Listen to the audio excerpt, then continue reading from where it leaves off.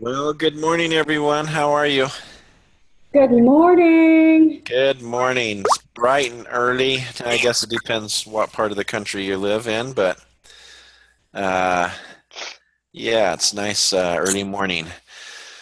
Hey, And it's what was that group that you just did prior to this? so that is the class Bio 131.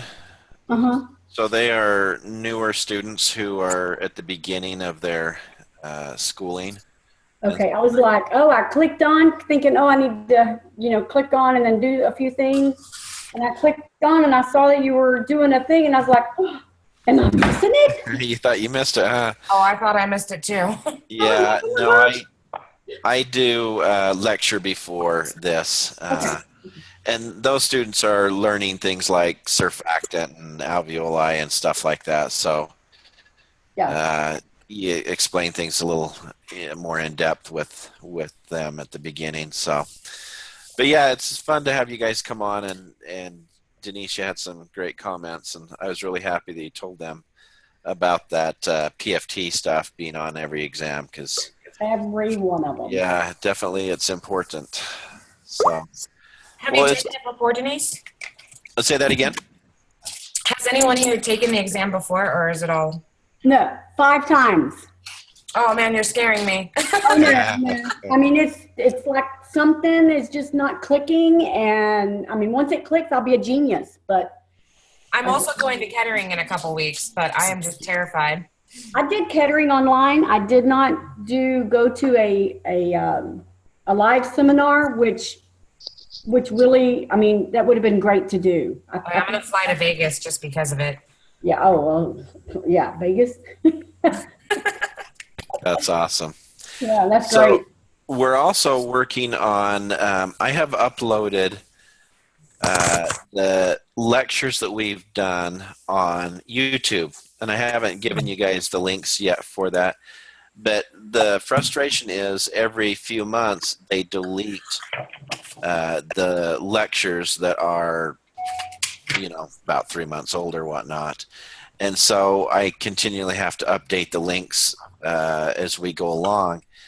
But I've since started uploading them to YouTube so that they will stay on there.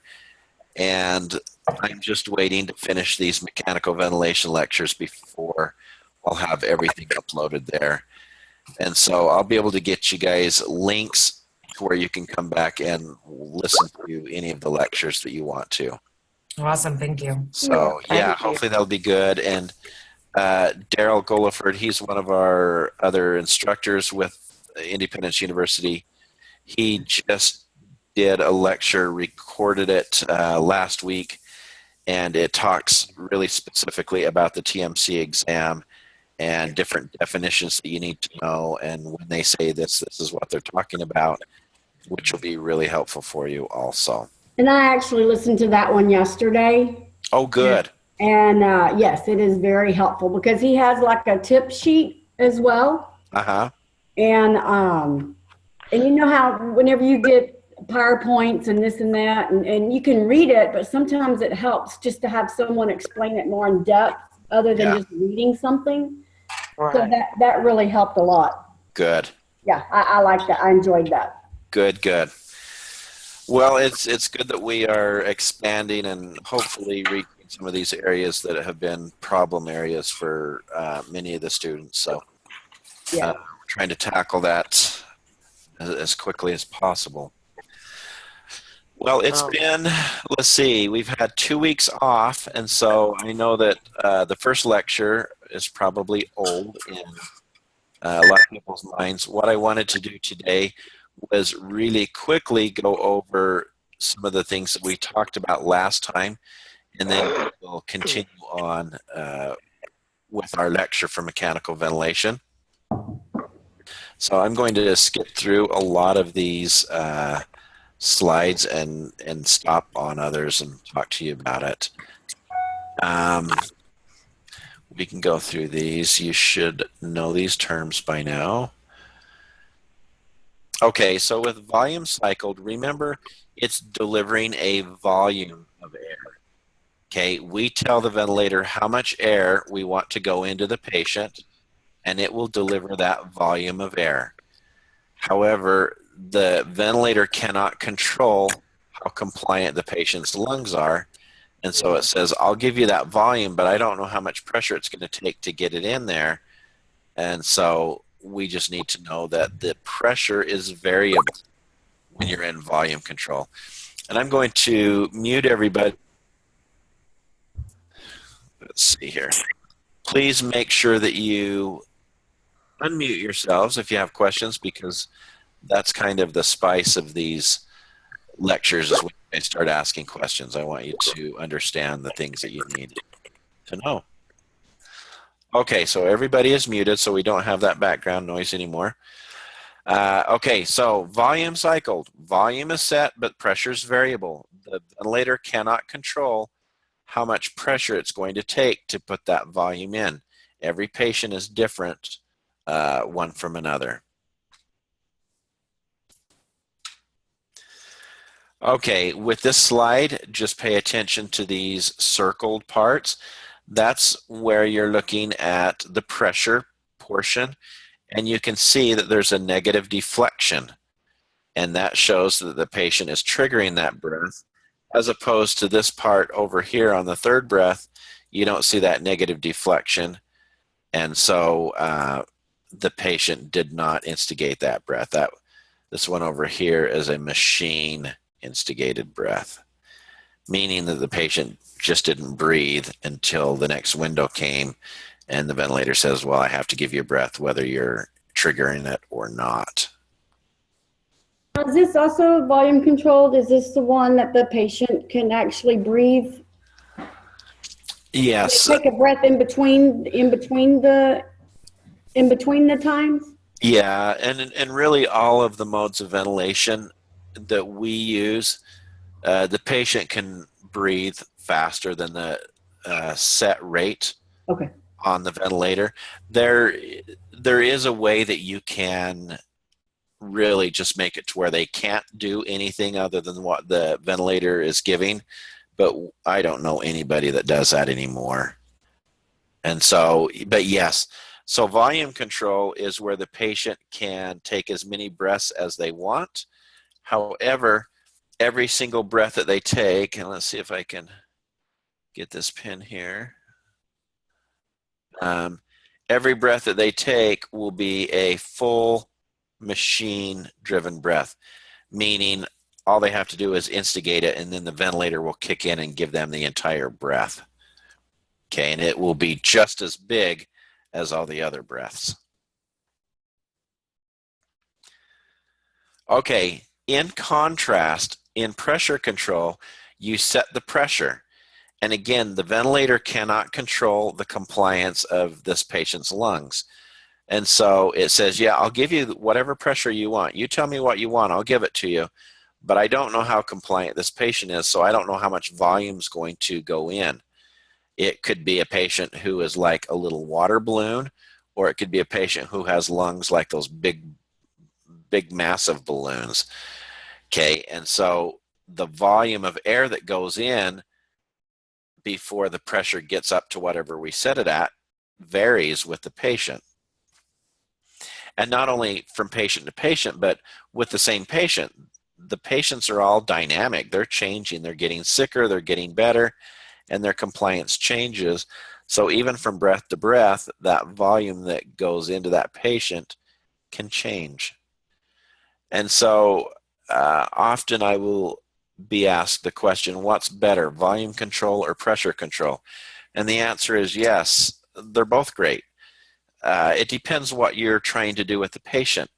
If you want to dial in a exact blood gas value, you want to hone in that CO2 to just the exact spot, well, volume control would be better in that situation because CO2 is a factor of minute ventilation. And if I want to get an exact minute ventilation, then I should have exact tidal volumes that are going in. Now, that's true for a patient that's not overbreathing the ventilator. But if the patient overbreathes the ventilator, then I'm not necessarily going to be able to hone in on an exact blood gas value.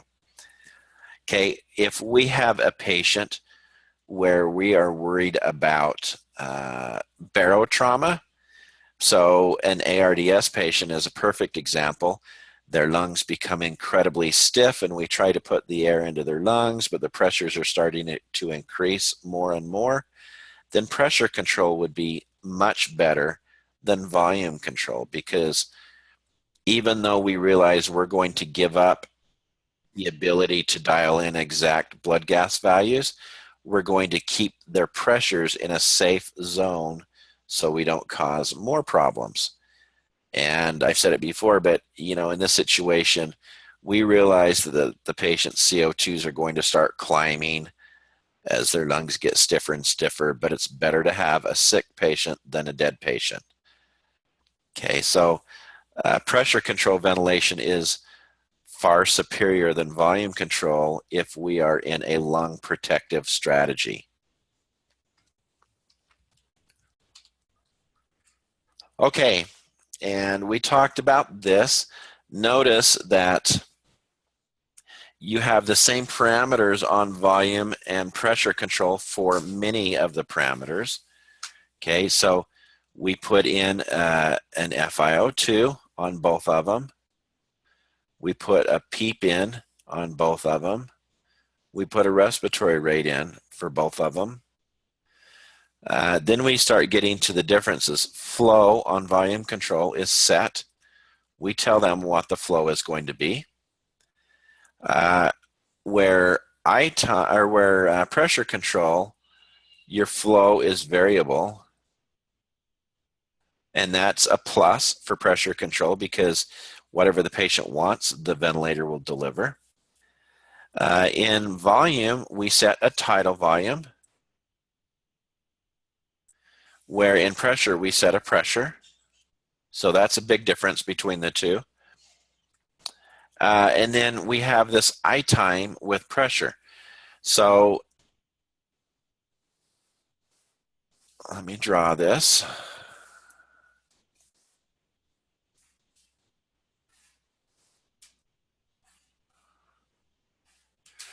Okay, so let's say flow equals 40, flow equals 60, flow equals 80 liters per minute. So if you're at 40, your breath's going to go in like this, and then it'll go into exhalation, and you may not even get down. That's a pretty low flow. But you can see that this took all the way until it got here to get all the breath in. If I wanted to decrease my I time, because this is not a good IE ratio for a normal patient, I would need to increase the flow. Well, if I want to keep the same respiratory rate and same tidal volume, I would need to increase the flow. And so the flow is going to go in faster.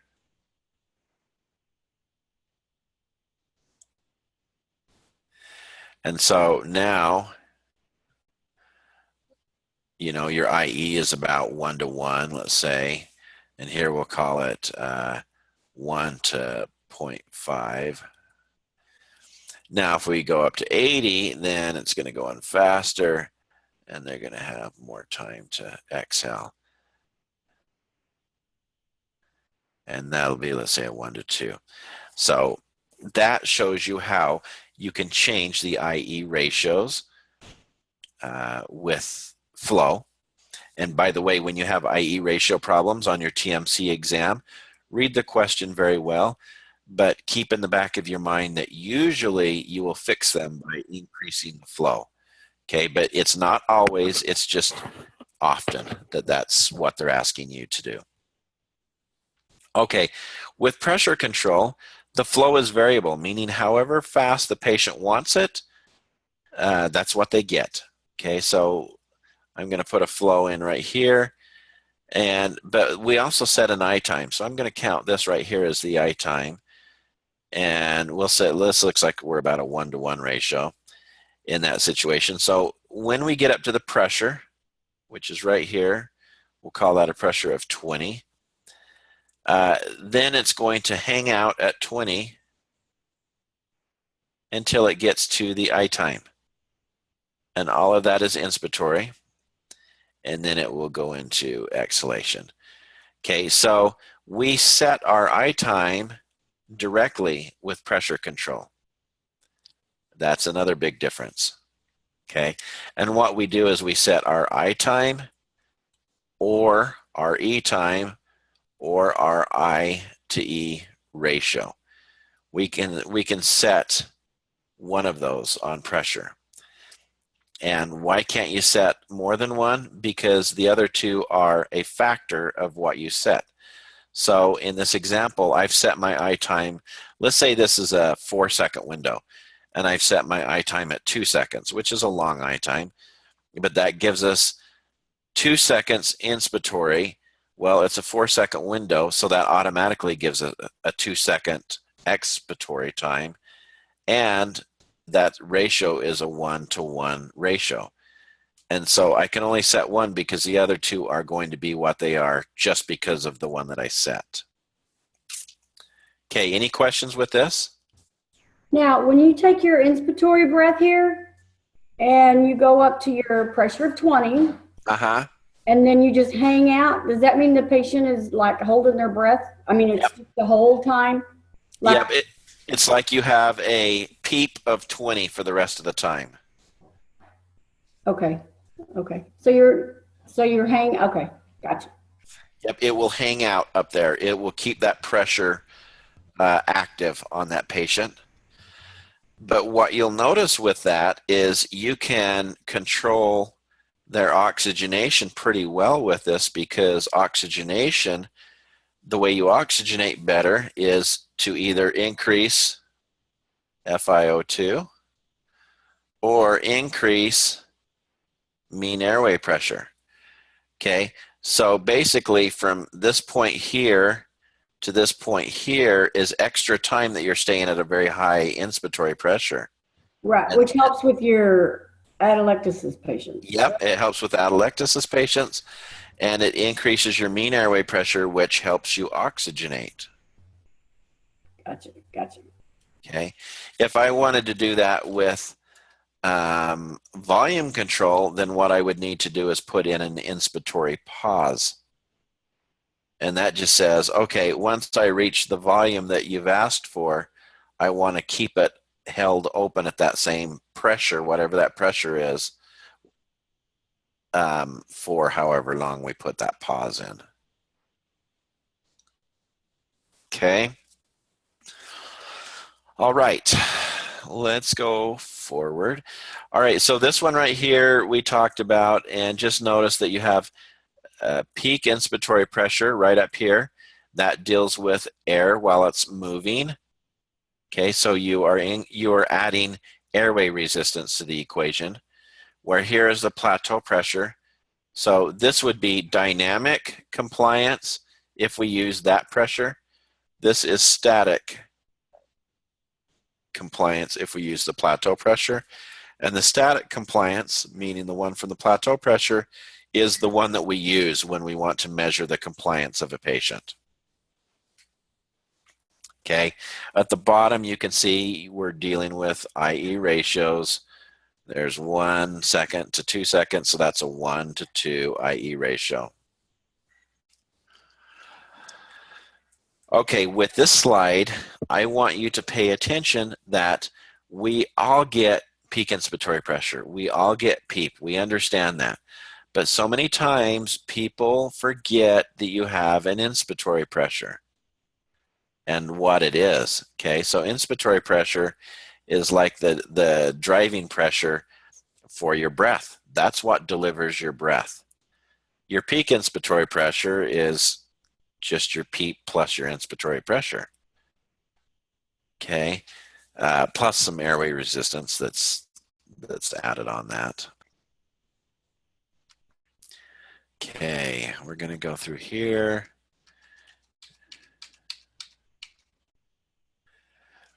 Okay, so assist control, I know that we talked about this last time, but we're near the end of what we talked about last time.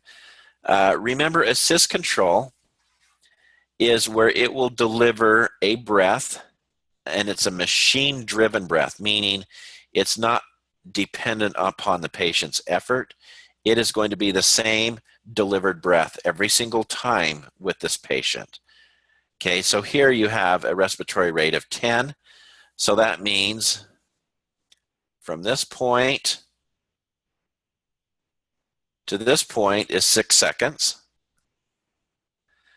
because 60 seconds divided by 10 comes out to be 6 seconds. And if the patient wanted to breathe another breath, they could. You would just see a little deflection there. Actually, it would be with the pressure one, but oh, this is pressure. Okay, so it would be, you'd see a little deflection there, and then you would see the breath go in, and it would come down, and it would look the same as this breath right here. So those breaths would look the same. And the ventilator will give the patient as many breaths as they're able to take. Every single one of them will be a machine-driven breath. Okay. If the patient is over-breathing the vent, you'll see a respiratory rate higher than 10. If they're not over-breathing the vent, you'll see a respiratory rate of 10, because that's what we have set. Okay. If you have any questions, please make sure you stop me and ask them. Actually, I think I might have a question. Okay. On so we use a lot of ACVC at my facility. Okay. And I always feel like the volume control kind of covers the AC. Does that make sense? Like, because the volume control has a set rate. I'm not quite understanding how they go together, I guess. I understand how to operate them, but not on the outside of how they go together. Okay. So volume control just means that you are setting a volume. And that's what the ventilator, that's like the goal of the ventilator, is to deliver that volume. But I've seen like pressure control without the AC, but I haven't seen volume control without the AC. Is that common? You can use assist control on both volume and pressure. Assist control basically means that just like what we described here, you're going to have, so I'm going to come down to the second one. This one, I don't have an extra breath written in. So if we set a rate of 10, it's going to give you 10 breaths per minute, meaning one every 6 seconds. And every breath is going to be a total machine-driven breath. Okay, that's the assist control part of it. You know what? It just clicked. Okay. Just figured out my question. I was thinking, like with the volume control without the AC, would that be more like a BiPAP or like something where they completely control their breathing, but we're not guaranteeing a rate? So before the end of this lecture, you're going to know the answer to it. Okay. But I'm going to tell you a little bit right up. So you can have like SIMV. Yes. With volume control. Okay, I do recall that. I just haven't seen it much. Okay, I'm going to explain it to you today. Awesome. What SIMV is, but I need to talk to you about CPAP with pressure support before we do it, because then it makes it easier. So assist control is where every single breath is going to be the full driven breath from the ventilator. Whether the patient wants that full breath or not, the patient's going to get it. Okay. SIMV is different. You can get extra breaths with SIMV, but they're going to be patient effort dependent. Okay. I was going to say, with the assist control, would that be more for the patient who is like out and yes. they don't have no drive to breathe? Yeah. You can accomplish the same thing with SIMV if the patient's not over-breathing the vent, and we'll talk about that too. But yeah, if you have a patient coming in and they're comatose, assist control is where you want to go. I feel like I see a CVC on 80% of my patients. Yeah, and to be honest, our hospital is like that too. We use PRVC, which is kind of a mixture between volume and pressure. It has some of both aspects in it.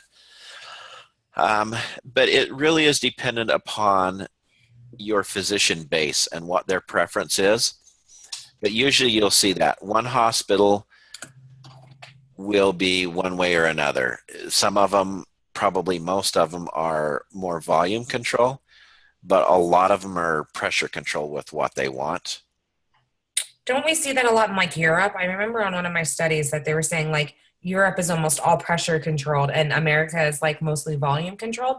Have you heard of that? I have not, but it wouldn't surprise me if that's the case, because there is a lot of good with pressure control. Mm-hmm. And you can accomplish the same types of things with pressure for the most part that you can with volume. Okay. It's just that you can't guarantee the volume when you're in pressure control. Yeah. So, but yeah, if you go up to Salt Lake, just 30 miles from where I am right now, you go up to the University of Utah, and most all of their physicians start all the patients out on pressure control. I'm actually getting ready to take my 7-month-old up to the Children's Hospital there for an airway defect. Oh, well, who would have thought I would? Sorry to hear that. Well, at least I'm graduating RT school. Yes, good for you. Yeah. So it does vary a whole lot dependent upon just the physician preference. Okay. Okay. All right. Thanks for asking that. And if I don't answer your question completely before this is over, stop me and make sure that I do. No problem. Thank you for your help. You bet. Okay, so we've talked about the breath windows. We've talked about eye time. The vent does all the work with assist control. Okay, let's talk about pressure support. So pressure support is different than assist control. It's like when we go into CPAP or SIMV, we would add pressure support to it. And pressure support is just extra support that the ventilator will give the patient when they're inhaling, but it's dependent upon the patient's effort. So back here where I talked about assist control, where all these breaths are the same, this breath is the same as this breath, even though the second breath, the patient instigated it, and the first breath, the ventilator instigated it. With pressure support, it's not that way. It will give you that pressure support, that extra help during inspiration while the patient is actively trying to breathe in. Once the patient stops trying to breathe in, then the pressure support stops, and they'll cycle into exhalation. Okay, so I just answered this question right here. Okay, there is a thing called termination sensitivity. I don't know if you're going to need to know it for your test, but basically pressure support needs to know when it should stop giving you pressure support. And most ventilators will be set at a termination sensitivity of 25%, meaning when the flow that the patient is breathing in decreases to 25% of what the maximum flow was, then it says, okay, you're ending your breath, it's time to cut it off and cycle you into exhalation. Okay, who wants to take a stab at this question right here? Which is going to tire the patient out faster, pressure support or an assist control type breath? Pressure support. Absolutely. Okay, and the reason why is because assist control does all the work for you. And pressure support only gives you your support while you're actively trying to inhale. Got to make an effort. Yep, absolutely. Okay, so everybody should be familiar with a CPAP machine, right? Right. Good. Yes. Okay, so when you have a patient on CPAP, you don't have a set respiratory rate. All it's doing is just trying to deliver that set pressure all the time. Okay, so if you're on a CPAP of 5, it's just going to try to maintain that pressure at 5 all the time. Okay, the flow is variable, but you don't have a backup rate. So if the patient is not breathing spontaneously, CPAP is definitely not the mode for them. Okay, Now we can add pressure support to the CPAP, and that makes it more realistic for them to breathe on when they're needing that extra support. Okay, so if let me draw a picture here. If the patient is not breathing at all, we'll call this 5. We have them on a CPAP of 5. That's what their graph is going to look like. They're not breathing. All it's doing is maintaining a pressure of 5 all the way through. Now, we obviously would have emergency backup parameter set that if they go apneic for so long, then we'll switch them to a different mode. But that's what a patient looks like who's not breathing on CPAP. There is no backup rate. Okay, now let's say we have CPAP of 5 and a pressure support of 10. Okay, so the difference between 15 and 5 is 10. That's the pressure support. And they're sitting here, they're riding on CPAP, and then all of a sudden they take a breath in, it kicks it up to 15 until they stop taking that breath, and then it comes down. They take another breath, it goes up to 15 and down. And that's how their breath goes.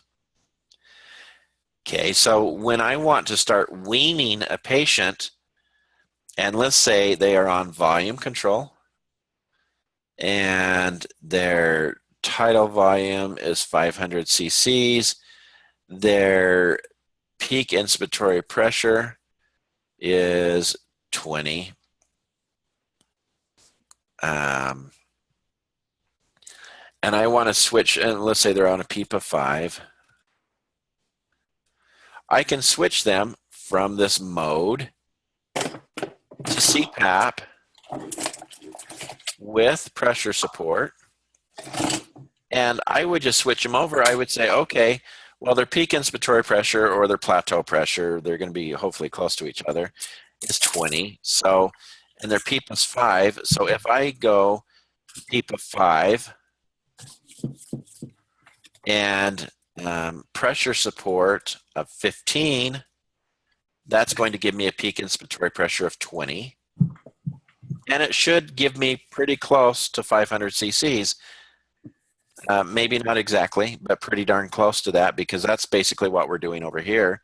We have an inspiratory pressure of 15, a peak inspiratory pressure of 20, and a PEEP of 5.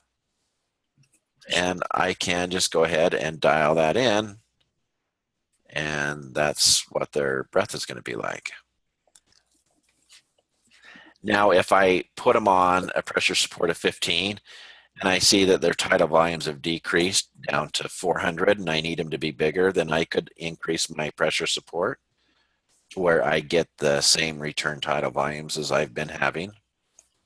Or I could decrease it if my tidal volumes are higher than what I want. Any questions with that? If you always leave your PEEP at 5, correct? I just keep the PEEP at the same as what was set before. Okay.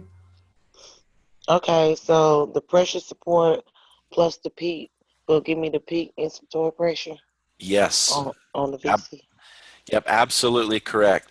And that is an incredibly important piece of information to know. You just said that and you understand it, but so many people forget this. I can't emphasize that more, because here's the problem. If you're on a lot of these ventilators, so we use the Puritan Bennett 840 ventilator at our hospital. And guess what we set? We set PEEP and inspiratory pressure. Okay. Okay, so if we have a PEEP of 5 and I want a peak inspiratory pressure of 20, I need to set this inspiratory pressure at 15. Right. And I need to know the difference between inspiratory pressure and peak inspiratory pressure. Right. Okay. All right, now we get to talk about SIMV. So I save this for the last because by the time you get here, it's easy to explain what these are. Okay, so and this is on the test a lot. yes, it is. And so the TMC exam likes SIMV, and they also like assist control. When you have a patient who needs full support, in the past, the TMC exam has been appreciative of both SIMV and assist control. Okay, so I'm just going to back up to blank page here. And let's talk about these. Okay, so here we have assist control. Here we have SIMV.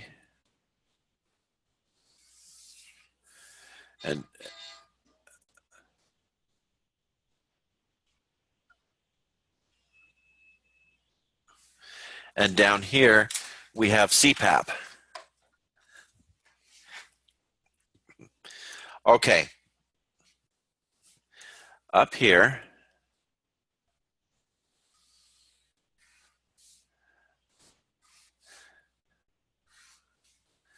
we have 3 windows, and here I'm going to draw 3 windows.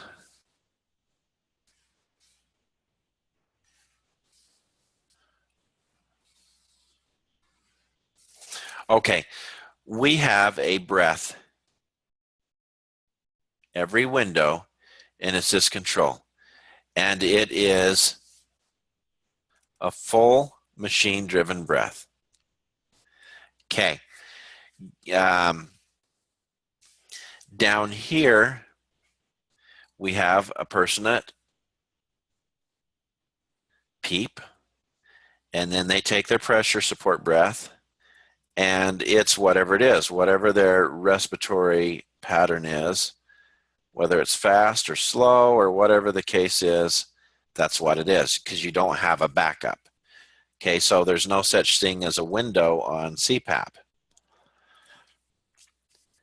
Okay, SIMV, you have a full machine-driven breath every window, just like you do with assist control. So I'm just going to say this is a respiratory rate of 10, and I'll say this is a respiratory rate of 10. And if the patient is not overbreathing the ventilator, SIMV will look the same as assist control, because you're just going to get one machine-driven breath every window. The difference between assist control and SIMV is when the patient takes an extra breath.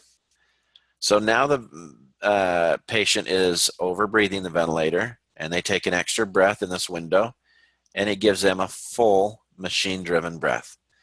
These are supposed to look exactly the same as each other. Okay, and maybe they don't take an extra one. This one, they just get their normal one, and this one they take a full breath, and they get a full ventilator-driven breath.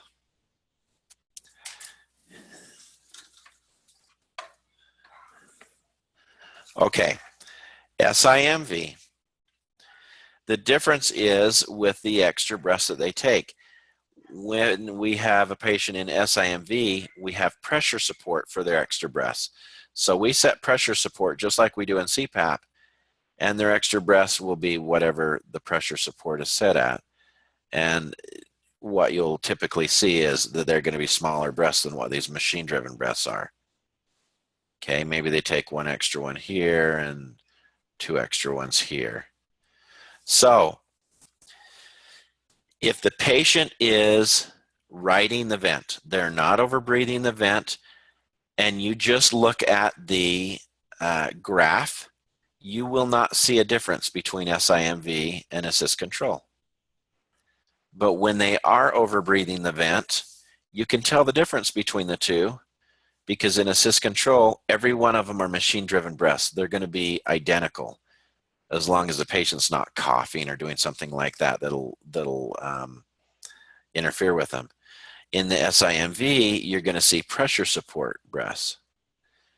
Okay, so let's say this is 15 right there, and this is baseline of 5. So this would be a pressure support of 10. Okay, but when they're getting their full vent breath, maybe that's 25 for the pressure that it takes to do it. Okay, I know I'm setting this at a volume. I'm not trying to say I'm setting it at 25, but this 500 cc's, the ventilator is still measuring the pressure that it takes to do it, and we're seeing that it takes 25 centimeters of water pressure. Okay, maybe over here, instead of having this, maybe we increased our pressure support to 20, and so you'd see it come up a little bit higher. With assist control and SIMV and CPAP, the patient can take as many breaths as they want, as long as it's physically possible for them to do it.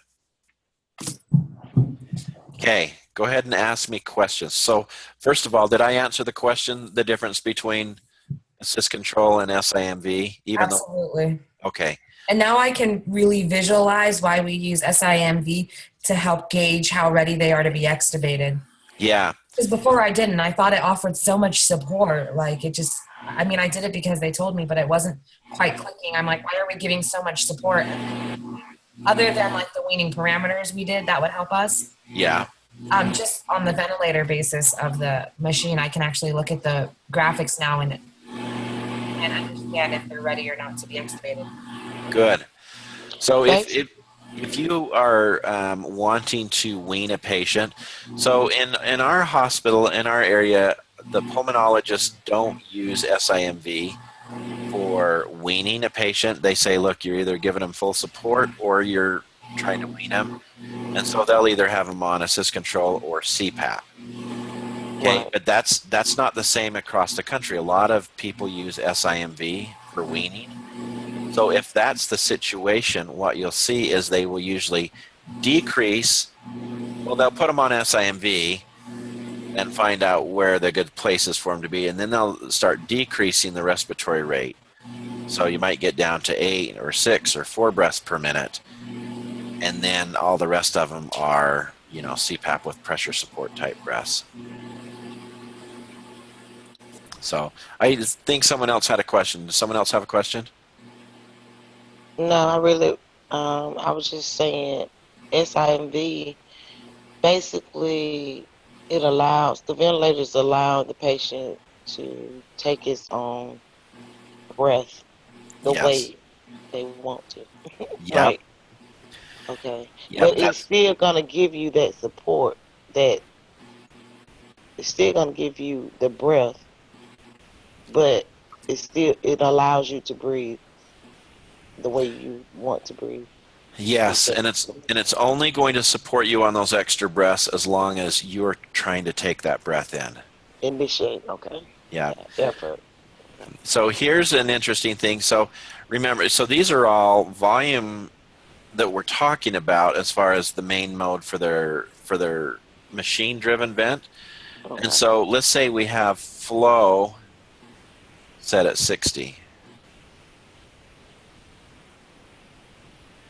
So what you would see is the flow is 60 for the machine-driven breath. So all of these up here would be a flow of 60. But this would be variable flow. Right. For these extra breaths in each window.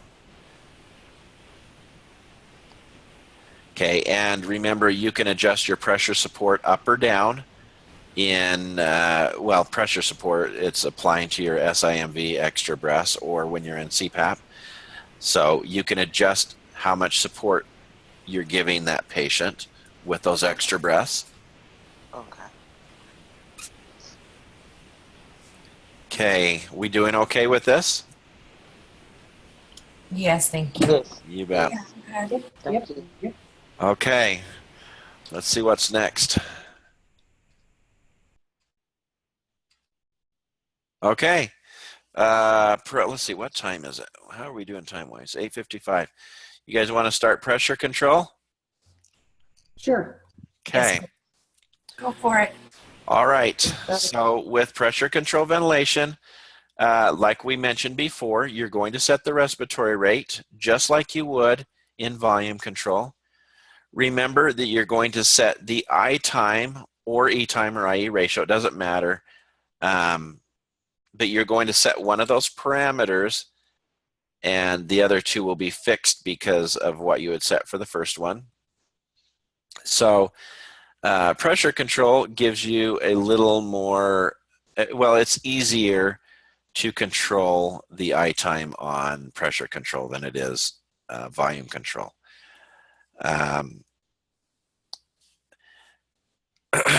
Some of them you'll set the inspiratory pressure, where others you'll set peak inspiratory pressure. You need to make sure you know what parameter you're setting so that you can set them appropriately.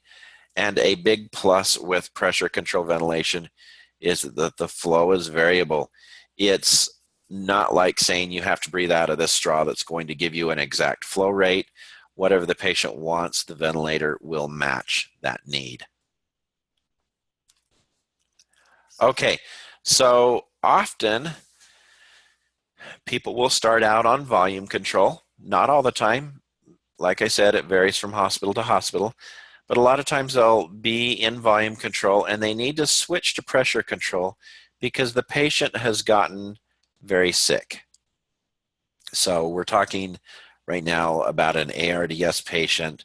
They came in the hospital, they were sick, but ever since they came in, their compliance has been decreasing, their oxygenation has been poor, and they're getting worse. Their lungs are more like a brick as far as ventilating than they are like lungs. And so we are very worried that we are going to blow a hole in the lungs because we're requiring higher and higher pressures to deliver the tidal volume that we have set.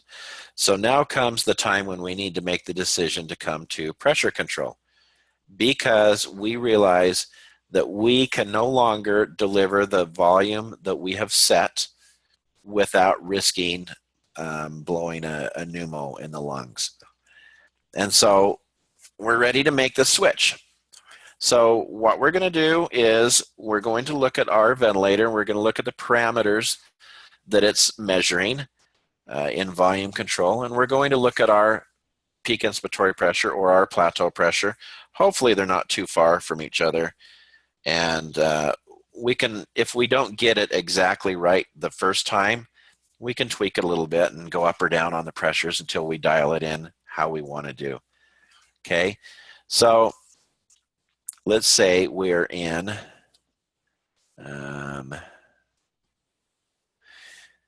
volume control over here and pressure control over here. So if we have a peak inspiratory pressure of 25 in volume control, and we have a PEEP of 5. Okay, remember we didn't set this peak inspiratory pressure. Well, actually, let's make it more realistic. Let's say we're at 30 because we're worried about the pressures going past there, since this is an ARDS patient.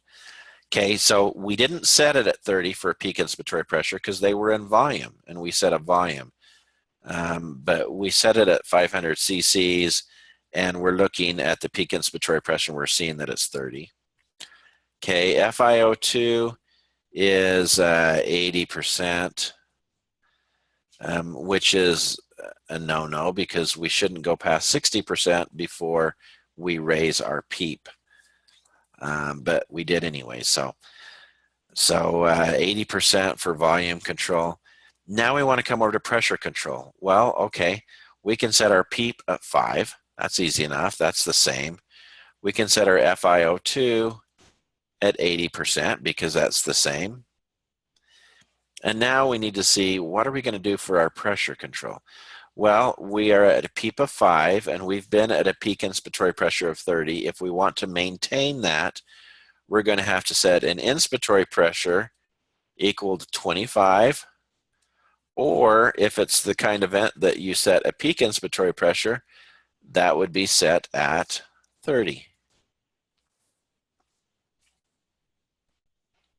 And we're basically just mimicking the same parameters across from volume control to pressure control.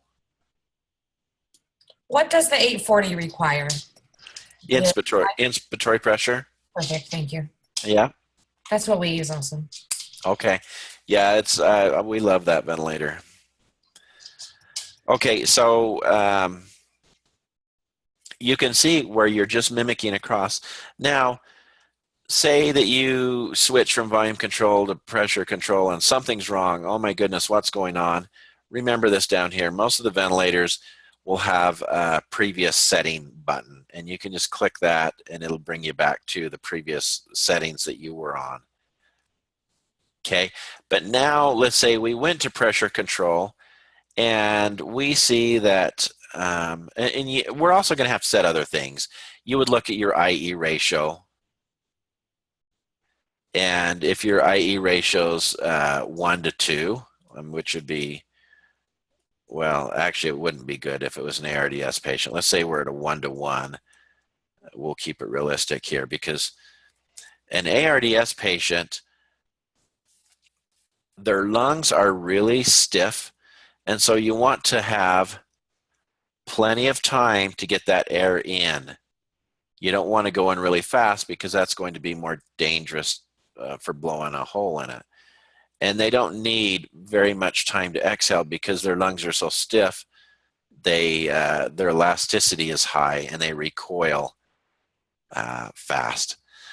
So we're at a 1 to 1 ratio. We can just set our IE ratio at 1 to 1.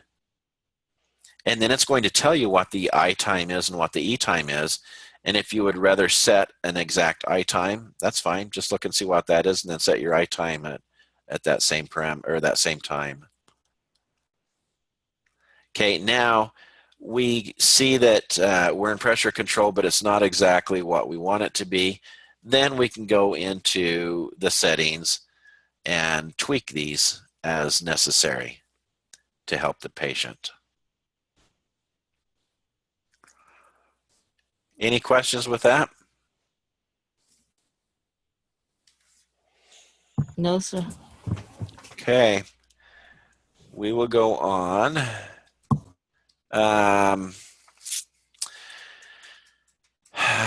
I don't think I'm going to talk about PRVC or APRV. Denise, did you have any questions about PRVC or APRV on the TMC exam? No. Okay. None whatsoever. Okay, then I'm going to skip it. It's not that they're not important modes of ventilation, but right now we're trying to fill your minds with the information that you absolutely need for your test. I haven't seen it either. Okay. So we will skip these. Just know that they are different modes of ventilation for different reasons. And if you ever want to have an offline discussion about that, I'd be happy to talk to you about it. But let's keep our bucket full with information that we need. Okay, let's go through this part, and then we'll probably call it good for today. We'll see where we are. Okay, so here are the golden rules, and you need to know this for your exam. Okay, and they're really not Kevin's golden rules. All I'm doing is telling you what you have to do, which we know by experience and experimentation and whatnot.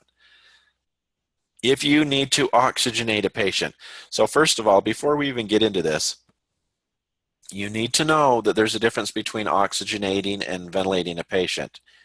Okay, oxygenating a patient is getting the oxygen from the atmosphere into the patient's body. Ventilating is getting the CO2 out of the body into the atmosphere. Okay, so oxygenation is getting oxygen into the body. Ventilation is getting CO2 out of the body.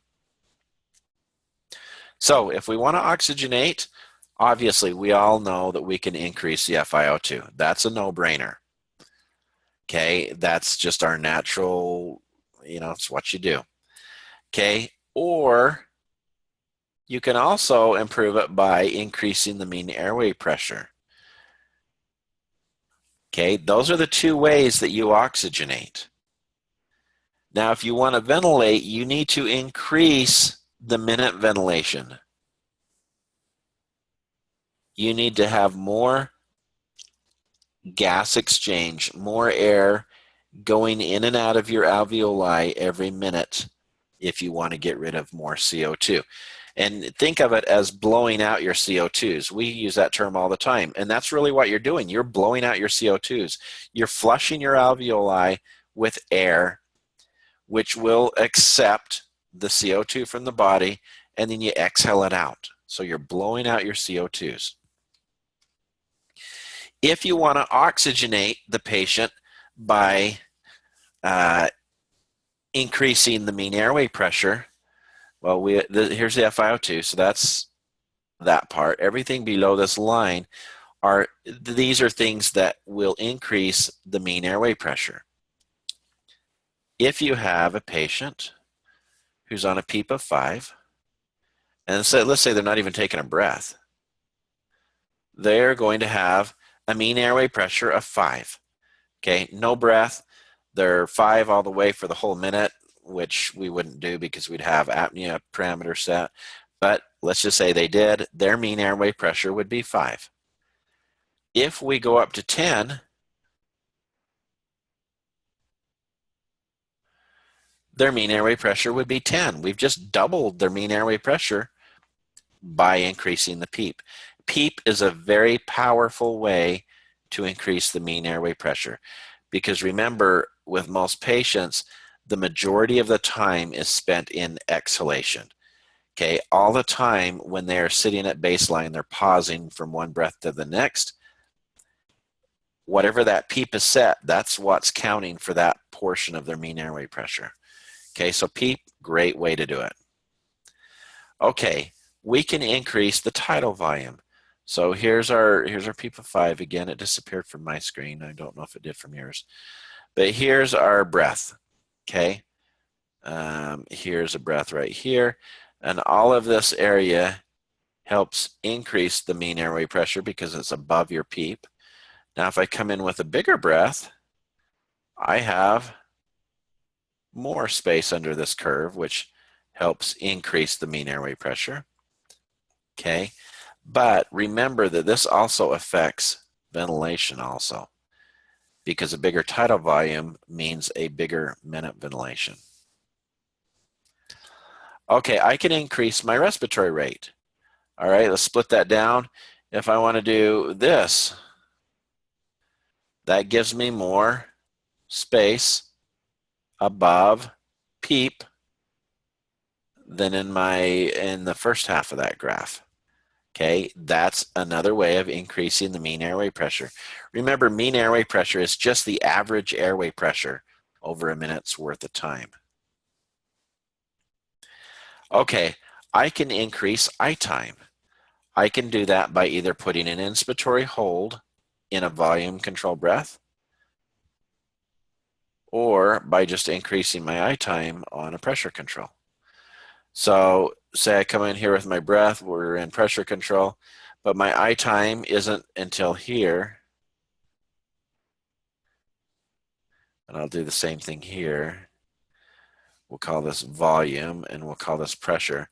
So I have an I time here, but there's no such thing as an I time on volume as far as what we set. Okay, so once they get to that pressure, then boom, they go into exhalation. And they're done. Okay, if we're in pressure control, we come up and they reach the pressure that they are, and then it stays up to that point, and then it comes into exhalation. So with pressure, the difference from here to when they get to this I time is all extra time that we're adding on top of the normal breath. Now, if I want to come out here and go volume again, volume with inspiratory hold, pause, we could take our breath come up to where we would normally start exhalation, so it would be right there. But if we wanted to put an inspiratory pause on it, we could have it pause for however long we put in, and then it would go down. And that's a way that you can do that with volume control. All of these things increase the mean airway pressure. Okay, this one is not necessarily logical for you to think about, and it's not typically what is going to be your answer on the test, but you should know it anyway. So I have a breath here. Let's see, flow equals 80, flow equals 40. We'll do big differences between the two. So if I have a flow of 80, it goes in, and then I go into exhalation. If here I have a flow of 40, remember we're hitting a certain volume here. Call it 500 cc's. The flow goes in slower, like that. What you do is you look at all of this above baseline, and then look at all of this above baseline, and you'll see that you have more time under your curve here with a lower flow rate. Okay, so all of that that's above baseline is helping to increase the mean airway pressure above the baseline PEEP. So the problem that you get with a lower flow rate is you get into IE problems. They need to have enough time to exhale, especially if they're a COPD patient, because a COPD patient should not have a 1-to-2 ratio. They should have a 1-to-3 or a 1-to-4 or a 1-to-5. You know, you're looking more like this range for a COPD patient's IE ratio, just depending on how obstructed they are. Anyone have questions on this? No. Okay. So ventilating, if we want to blow off more CO2s, we have really two main choices. We can either increase the tidal volume, so get bigger breaths, which increases the minute ventilation, or we can increase the respiratory rate. Obviously, more breaths in each minute is going to move more air than fewer breaths would. So that would be another way to increase the minute ventilation. Or we could do a mixture of both of them if we wanted to. We could increase the tidal volume and the respiratory rate if the need called for it. So when we put these together, the top part you can see ways to oxygenate better, and they're the ways that we just talked about. The bottom part shows you ways that you can ventilate better, and we just talked about those. If you notice in the oxygenation portion, there are two of them that are in red, and you'll notice that those are the exact same things that are down with the ventilation problem. So here's your thing. If you need to fix both oxygenation and ventilation, so your CO2 is high and your O2 is low, pick one of these two, because that will fix both problems. If you just need to oxygenate better and you do not need to ventilate better, then pick one of these.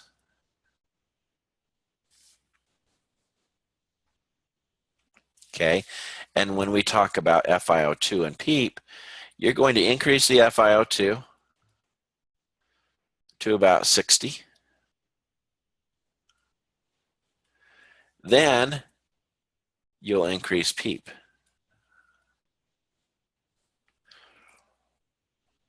So the reason why you do this is because if you are at an FiO2 of 60% and you are not oxygenating as you should, then you have a VQ mismatch.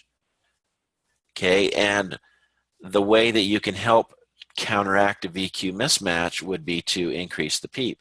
So maybe you have an alveoli that's kind of like this. I think it was, I don't know if it's Denise or whoever it was that mentioned, well, atelectasis is an issue. Yeah, absolutely, could be an issue. And if this alveoli is not blown up very well, it's not doing much good as far as gas exchange. And you can give 100% FiO2 to this, it's still not going to do very well for the body. So at that point, we've already gone up to 60% FiO2. Now we add PEEP, and you're going to blow that alveoli up more, and it's going to do better with the gas exchange. Maybe we still need to go up more, and now we get a nice round alveoli that's full of oxygen, and you have the capillaries going right next to it, and you're getting great perfusion. And that's what the PEEP can fix with that VQ mismatch. Now, if you're just shunting with the blood and it's just not coming around the areas where the alveoli is, it may not do as much good at fixing the VQ mismatch, but nonetheless, you have a VQ mismatch, no question about it, if you're at 60% FiO2 and you're still not oxygenating well. Okay, why don't we call that good for today? Other than if you have questions, I'm happy to answer them for you. This is real important also because every test that I've taken, and it's always been, do you oxygenate them or are you going to ventilate them? I mean, it's a given. It's like, it's on every question. Yeah, and they'll ask you the same question over and over with just a little tweak in it, which completely can change the answer that you need to give. What kind of, how do they word it? Like, do you have like an example you could give us of approximately how they would word this kind of question? Yeah, you could say a 35-year-old male comes into the hospital with respiratory distress. Blood gas values are as follows. And here, let's just write some down. So let's say pH equals 3.10, PCO2 equals 58, PO2 equals 85, bicarb, they may or may not give you bicarb. We'll call it 24, we'll call it good. What do you need to do? Oh, well, let's say FiO2, they're going to tell you the FiO2 also equals, well, let's say 60% because we'll switch this around in a second. What do you need to do? Do you need to increase FiO2? Mm-hmm. Do you want to increase tidal volume? Do you want to decrease tidal volume? Or increase PEEP? Sorry, this is as good as I can do for a quick one. That's okay. So you're going to look at this thing, and when I go through this thing, I'm going to say, okay, what's wrong? pH is bad. No. CO2 58, it should be 35 to 45. That's the reason why our pH is acidic, because we have too much acid. PO2, that one's okay, because they're in the 80 to 100 range, and that's fine. Bicarb is okay. FiO2, 60%. Well, that's 60% is an important area for us, because remember, that's where we need to decide whether we are oxygenating good or bad, and whether we need to add, mean airway pressure or not. Okay, so FiO2, I'm just taking note of the FiO2. So what do you want to do out of these things? What are we going to do to fix the CO2 problem? Ventilate. Okay, good. We're going to ventilate them more. Okay, so we're not going to increase the FiO2. They're doing just fine oxygenation-wise. We're not going to decrease the tidal volume. That's going to make them worse. That'll make them more acidic. We're not going to increase the PEEP, because frankly, it's not one of these two things. Mm-hmm. We need to increase the CO2. Well, not increase the CO2. We need to fix the CO2 by decreasing it. Mm-hmm. So we're going to pick this one right here, which is increased tidal volume. Okay, that makes sense. Okay. Right. Because they're hypoventilating and they need more ventilation. Gotcha. Okay. So let's do this. We have the same parameters, 3.10. Can you guys see this? Is this going off the screen? That's good. Let's see it. Okay. 58. PO2 55, 24, and 60%. Does that change our answer? Yes. Yes, because now you got both. You got Okay. an oxygenation problem. But it doesn't really change your answer because to fix the problem, wouldn't you still increase your tidal volume? Perfect. Oh. Okay. So here's the thing. I just changed the question. And they will too, Yes, they will do. They're famous for doing this. all the Okay. time. But here's the thing. Okay, we have an oxygenation problem right here. Yes. We have a ventilation problem right here, right? Yes. Okay, so if we need to fix ventilation, it's going to be one of these two, Yes. no matter what. I mean, that's what you're going to do. Okay, but look, they're up Yeah, here this is- also. Yes. They Right. fix Yeah, I oxygenation. got it. Mm-hmm. Okay, now can you see these parameters? Am I going off the screen yet? You're good. You're On my good. side. Okay, so CO2, oh, let's see, I don't know, I'm writing 3. Sorry, that's 7. Yes, it's super. Yeah, Oh, really bad. sorry, yeah. 7 point, let's say we're at 7.40. CO2 is 40. PO2 is 55. Everything else is the same, 24. We're at 60%. Now, what problem do we have? Oxygenation. Okay. What are we going to do to fix the problem? Pete. Peep. Pete, because you're You FO2. already in 60%. Oh, you guys are good. Okay, that's exactly right. We're going to increase our PEEP because we know that if we're at 60% FiO2 and we're not fixed yet, we have a VQ problem. So we need to start working on this kind of a situation, and we're going to increase our PEEP. See, why couldn't it be this easy when I'm in the testing center? Oh, Because you I know, feel like having him work through it, it gives me like a process. Like I'm probably going to be sitting in the testing center repeating exactly what you said. But before I didn't, I mean, until I have a process, I just, sitting at the test, I just freak out. Oh, you too. yeah, but you know what?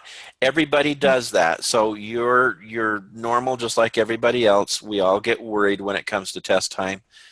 But really, if you memorize this page, Yeah. this is going to take so much guesswork out of it for you. Right. And I can sit down and think, okay, what would Kevin do? Yeah, well, maybe so. I sound good here, but remember, these are questions that I'm creating. So, but here's the thing.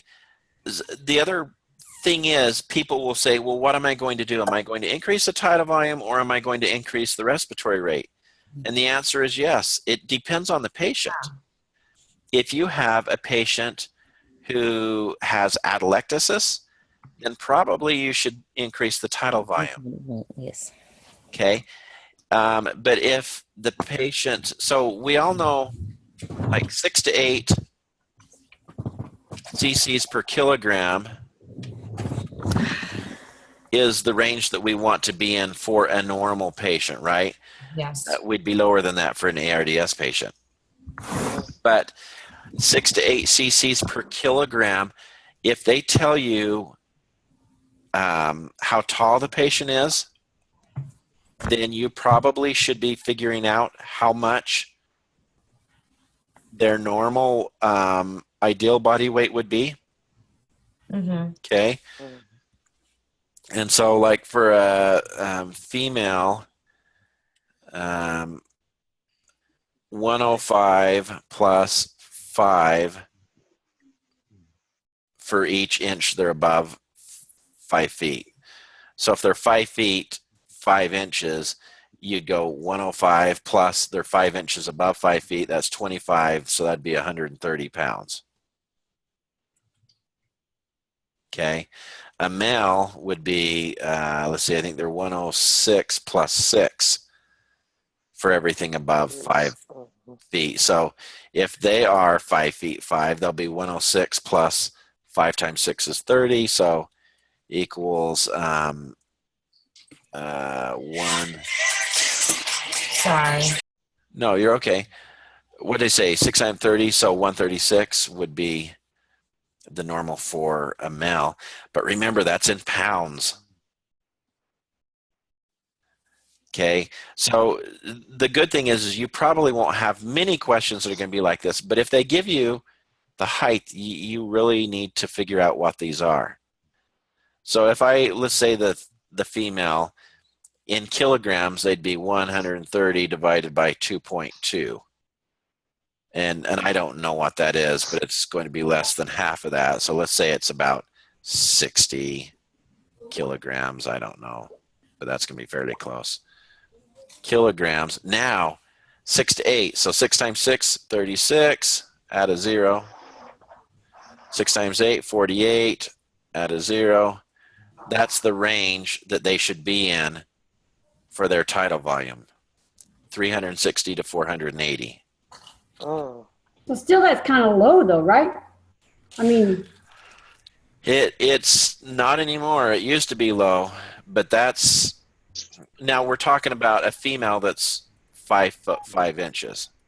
right. But if she's not ventilating, I mean, if she's at 480, I mean, you still have room to go up. So you would increase her tidal volume and not her respiratory rate, correct? I wouldn't. So if I wouldn't go much above this range, if any, because the NBRC likes to have solid, fast rules. So if they said that their tidal volume is 480, then I would start looking at increasing the respiratory rate. Okay, because 480 is the exact tidal volume. That's what 8 cc's per kilogram is if you have a 60 kilogram patient. Okay. Okay. Right. 480 is what is desired, not what the patient is doing, correct? It's the safe zone, anywhere from 360 to 480 cc's. Right. Okay, but notice you can tell if they're in range or out of range depending on the information. Usually they're not going to give you their weight. And so that's great because you don't know what their weight is. And so how are you going to, their height. How do you know what they're going to be? Right. Most of my questions have always been their weight. Yeah. So, and if they do give you the weight, then that's great. They'll give it to you in kilograms. Well, hopefully they'll give it to you in kilograms. It's not a guaranteed. If it's not in kilograms, you need to convert it from pounds to kilograms. But if they just tell you it's a 60 cc or 60 kilogram, then you can say, oh, great. 360 to 480 is the range that I should be shooting for. Assuming it's not an ARDS type patient. If it was an ARDS patient, then we'd want to be looking at like 4 cc's per kilogram. So 6 times 4, we'd be looking at like 240 cc's. Okay, so that's what I do when I look at it. If we're right in the middle of the range or the low side of the range or whatnot, then great, I can go up on tidal volume if I need to.